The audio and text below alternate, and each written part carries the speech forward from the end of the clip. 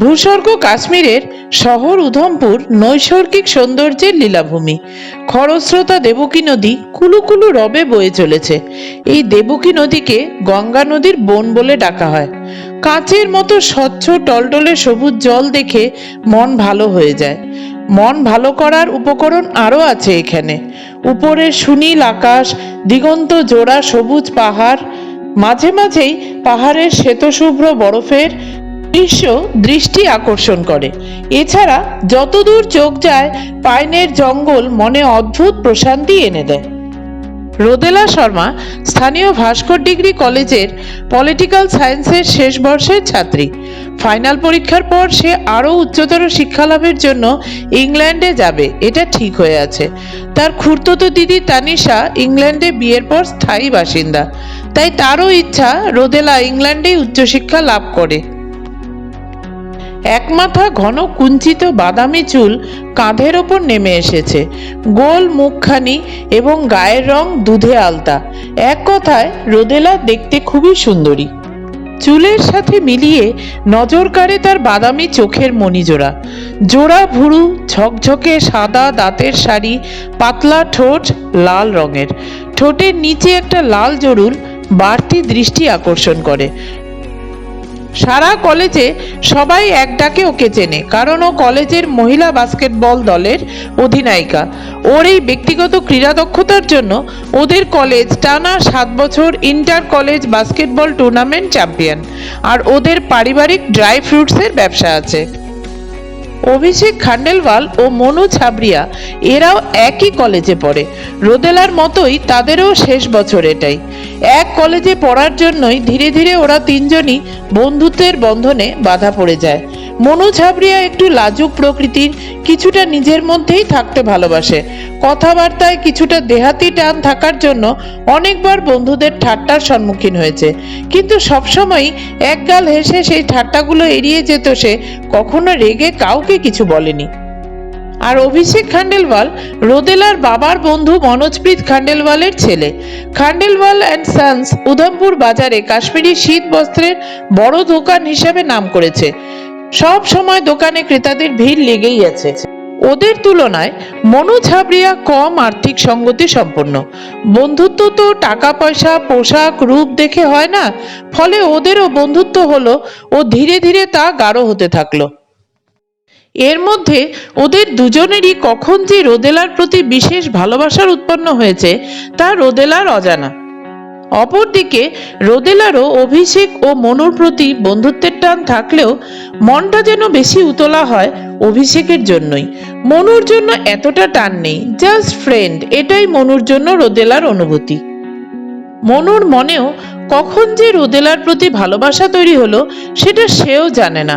অভিষেকের মতোই সেও সর্বক্ষণ রোদেলার উপস্থিতি কামনা করতে থাকে, কিন্তু মুখ ফুটে কখনো বলতে পারে না সে রোদেলাকে। এভাবেই তিনজনের চলছিল, কিন্তু হঠাৎ একদিন কলেজ ছুটির পর রোদেলা কোনো কারণে কলেজ আসেনি। অভিষেক মনুর কাছে এলো ও উত্তেজিত হয়ে বলল মনুকে তার নাকি কিছু বিশেষ কথা বলার আছে। শুনলে মনুও নাকি খুব খুশি হবে। এদিকে মনু রীতিমতো অবাক। সেও অভিষেককে রোদেলার প্রতি তার ভালোবাসার কথা বলবে এটা ভেবে রেখেছিল, কিন্তু কিছুতেই সুযোগ পাচ্ছিল না। মনু অভিষেককে বলল, আরে দোস্ত, কি হলো রে? তোকে তো এরকম কোনোদিন দেখিনি। এত উত্তেজনার কারণ কি? বাই দ্য ওয়ে, তোকেও আমার কিছু বলার আছে। অভিষেক শুনে বলল, আমাকে তুইও কিছু বলবি? তাহলে তুই আগে বল।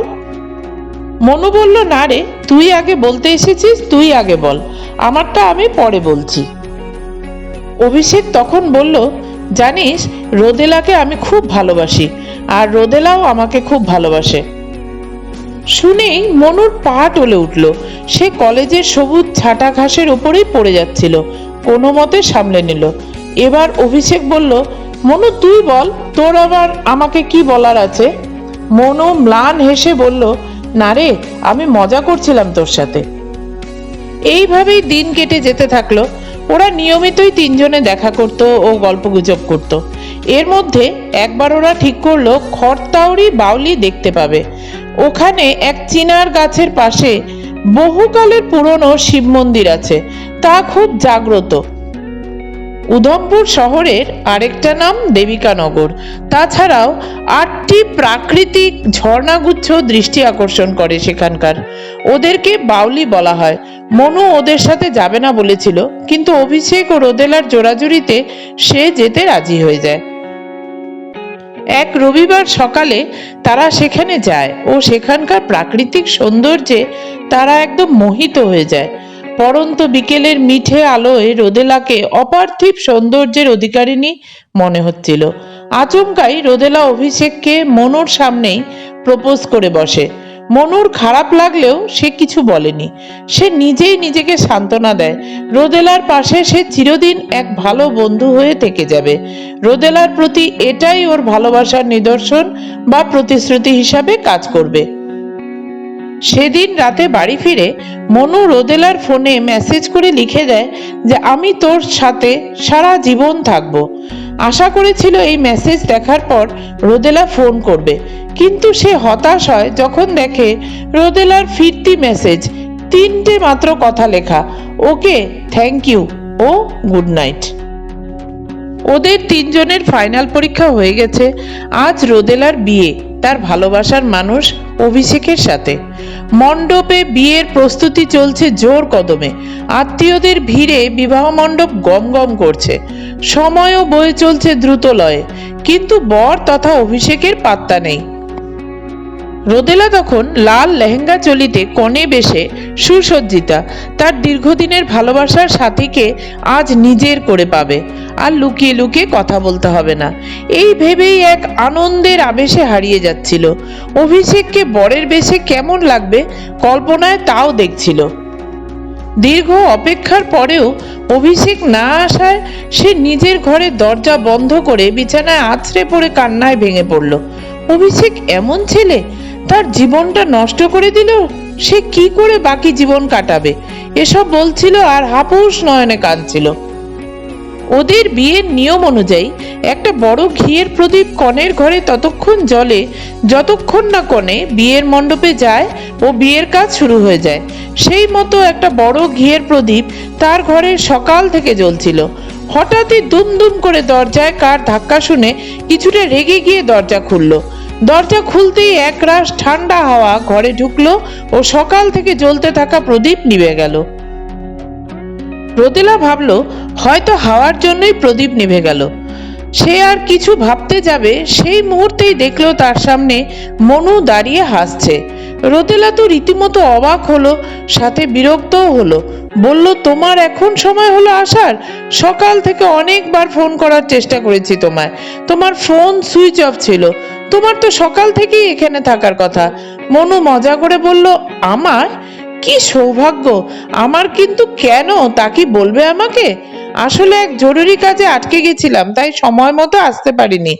এবারের মতো ক্ষমা করে দাও, আর হবে না এরকম। তারপরেই হঠাৎ করে বলল, আরে অভি কোথায়, আসেনি এখনো? রোদেলা কান্নায় ভেঙে পড়ল। বলল, অভিষেক ইচ্ছে করেই এমনটা করলো আমার সাথে। আরো অনেক কিছু বলল কান্না জড়িত কণ্ঠে। মনু হাসি মুখে বলল, আমি তো জানতাম ও ছেলে হিসাবে ভালো নয়। রোদেলা আরো জোরে কেঁদে উঠল, বলল, তুমি আগে বলনি তো। মনু হেসেই বলল, বলার চেষ্টা করেছিলাম, কিন্তু তুমি তো শোনার অবস্থায় ছিলে না। ওর ভালোবাসায় এত মত্ত ছিলে। আবার রোদেলা কান্নায় ভেঙে পড়ল। তখন মনু বলল, একটা উপায় আছে, তুমি কান্না থামালে তাহলে বলবো। রোদেলা কান্না থামিয়ে বলল, কি? তখন মনু একটু কুটিল হেসে বলল, অভি আসেনি তো কি হয়েছে, তোমার আমিই তো আছি। মনে নেই তোমার? তোমাকে প্রতিশ্রুতি দিয়েছিলাম যে সারা জীবন তোমার পাশে থাকবো। রোদেলা রেগে গিয়ে বলল, তুমি এত নিচু মনের, আমি ভাবতেই পারিনি। ছি ছি ছি, মুহূর্তেই তুমি আমার চোখের সামনে থেকে বেরিয়ে যাও, আর কখনো তুমি আমার সামনে আসবে না। মনু 2-3বার কিছু বলার চেষ্টা করলো, কিন্তু রোদেলা কোনো কথাই শুনতে রাজি নয়। তাই মনু বলল, ঠিক আছে, আমি চলে যাচ্ছি। একজন হাসপাতালে ভর্তি আছে, সে হয়তো বাঁচবে না। সেই জন্যই তোমার এখানে আসতে আমার দেরি হলো। তবে তোমার সামনে না এলেও আমি তোমাকে দেওয়া প্রতিশ্রুতি রক্ষা করব। চলি বলে দরজা বন্ধ করে চলে গেল।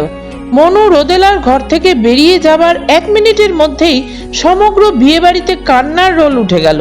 পরক্ষণেই রোদেলার মা কাঁদতে কাঁদতে রোদেলার ঘরে প্রবেশ করলেন। রোদেলা রীতিমতো অবাক হয়ে বলল, আজকের খুশির দিনে তুমি কাঁদলে?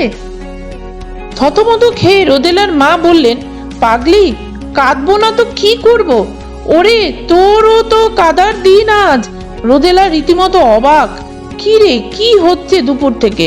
তাই বলল, তুমি বলবে কি তোমার এই কান্নার কারণটা কি? অভির কোনো খবর পেলে? তখন রোদেলাকে বিস্মিত করে জড়িয়ে ধরে কেঁদে কেঁদে বলে উঠলেন ওর মা, আমাদের কাছে অভি আর ফিরে আসবে না। সকালে ওদের বাড়ি থেকে এখানে আসবার জন্য অভি ও মনু একসাথে রওনা দিয়েছিল এবং গাড়িটি চালাচ্ছিল মনু। গাড়িটি এক সেনাবাহিনীর ট্রাককে পাশ কাটানোর সময় মুহূর্তের অসতর্কতায় নিয়ন্ত্রণ হারিয়ে 30 ফুট গভীর খাদে পড়ে যায়। ঘটনাস্থলেই চালক মনু মারা যায়। সেনাবাহিনীর জওয়ানরা অভিষেককে মুমূর্ষু অবস্থায় উদ্ধার করে হাসপাতালে নিয়ে যায়। একটু আগে হাসপাতাল থেকে খবর এলো অভিষেকও আর বেঁচে নেই। রোদেলা নিজের মনে বিড়বিড় করে বলছিল, এ অসম্ভব, হতেই পারে না। মা জিজ্ঞেস করলেন, কি বলছিস তুই? রোদেলা বলল, মনু এতক্ষণ আমার কাছেই ছিল, একটু আগে চলে গেল, তোমরা ওকে দেখোনি? রোদেলার মা অবাক হয়েই বললেন, সেটা কি করে হয়? আমরা এতজন নিচে বসে আছি, আমরা তো দেখিনি। তুই ভুল দেখেছিস। আর মনু তোর কাছে আসবে কি করে? সে তো আগেই মারা গেছে। আচমকাই রোদেলা আবার সেই হিম শীতল ঠান্ডা হাওয়া অনুভব করলো আর ফিসফিস করে শুনলো মনু বলছে, তোমাকে তো প্রতিশ্রুতি দিয়েছিলাম আমি তোমার পাশে সারা জীবন থাকবো। তবে এবার শুধু আমি নই, অভিষেকও তোমার পাশে সারা জীবন থাকবে। কণ্ঠে আমি সন্হিতা এবং কলমে শ্রী ভাস্কর লাহিড়ী।